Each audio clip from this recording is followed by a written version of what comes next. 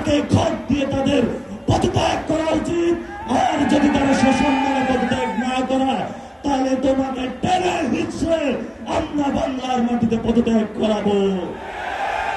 আমরা ছিলাম রাজু ভাস্কর্যে, শাহবাগে এসেছি, ভবিষ্যতে পুরো বাংলাদেশ একসাথে জেগে উঠবে। পশ্চিমবঙ্গ আমার, আসাম আমার, মণিপুর আমার, এই বদ্বীপ পুরোটাই হলো আমাদের।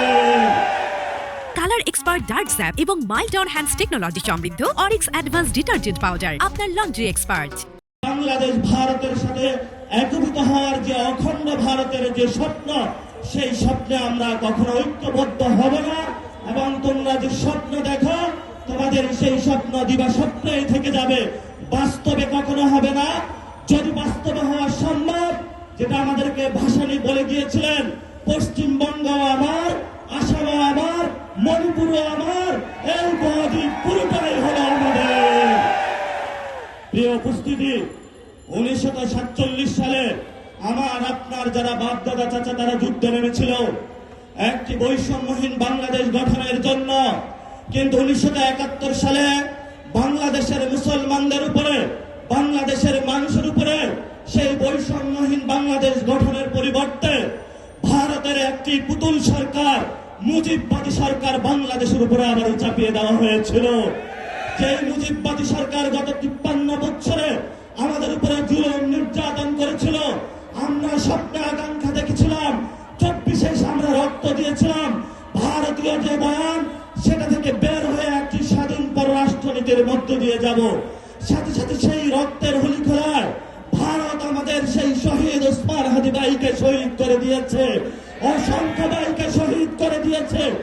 নতুন করে যখন আমরা স্বপ্ন দেখেছিলাম, মুজিববাদী বয়ান থেকে বের হয়ে বাংলাদেশের একটি স্বপ্ন নিয়ে ইসলাম এবং সার্বভৌমত্বের আহ্বান নিয়ে আমরা সামনে এগিয়ে যাব, তখনই আমরা দেখতে পেলাম যার বাপ বলেছিল উই রিবল, তারই সন্তান মুজিববাদের পথ ধরে মোদির কাছে আবার নজরানা দেওয়ার চেষ্টা করতেছে।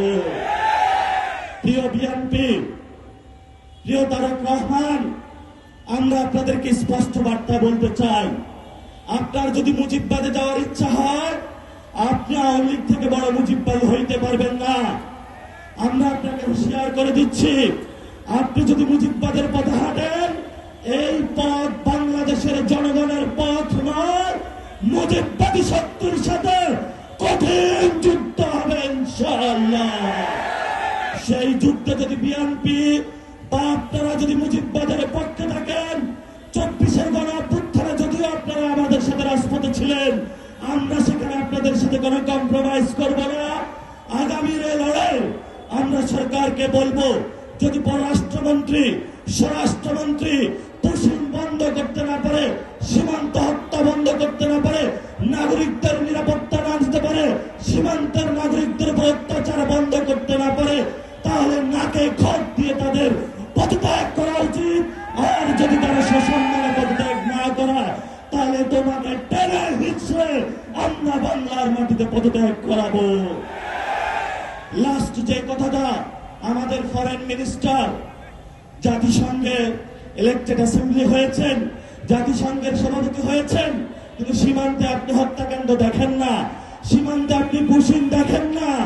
আপনার চোখে শুধু সেখানে কিভাবে ভিন্ন দেশের করায়ত্তের মধ্য থেকে বাংলাদেশের সার্বভৌমত্ব জলাঞ্জলি দেওয়া যায়, সেই পথে আপনি তারেক রহমানের সাথে হাত মিলিয়েছেন।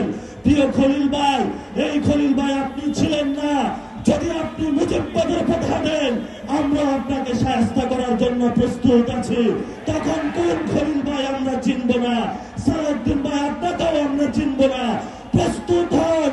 আমরা ছিলাম রাজু ভাস্কর্যে, শাহবাগে এসেছি, ভবিষ্যতে পুরো বাংলাদেশ একসাথে জেগে উঠবে সার্বভৌমত্ব এবং ইসলাম রক্ষার আন্দোলনে।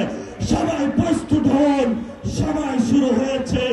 তাগুতের তখ্তে তাগুত পতন হবে, মোদির পুতুল সরকার বাংলাদেশে পতন হবে, শিলংয়ের সেই ঘেটুপুত্র সালাউদ্দিনের পতন হবে, আমেরিকার পুতুল পুত্র সেই ফরেন মিনিস্টার খলিলের পতন হবে। এদের পরে যারা মুজিববাদের নব্য দূষণ বাংলাদেশে পতন হবে ইনশাআল্লাহ।